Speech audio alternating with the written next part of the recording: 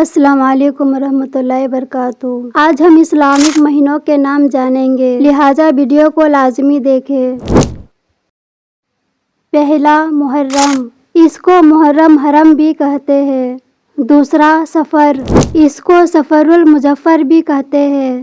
تیسرا ربیع الاول، یہ وہ مہینہ ہے جس میں ہمارے پیارے نبی صلی اللہ علیہ وسلم اس دنیا میں تشریف لائے۔ چوتھا ربیع الثانی، اس کو ربیع الاخر بھی کہتے ہیں۔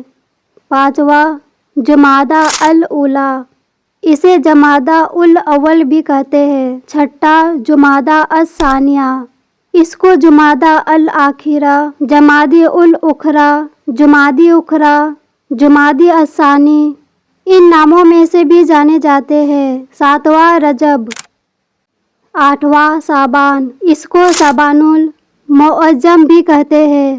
اس مہینے میں شب برات منائی جاتی ہے۔ نوواں رمضان، دسواں شوال، اس کو شوال المکرم بھی کہتے ہیں۔ اس مہینے کے پہلی تاریخ میں عید منائی جاتی ہے جسے عید الفطر کہتے ہیں۔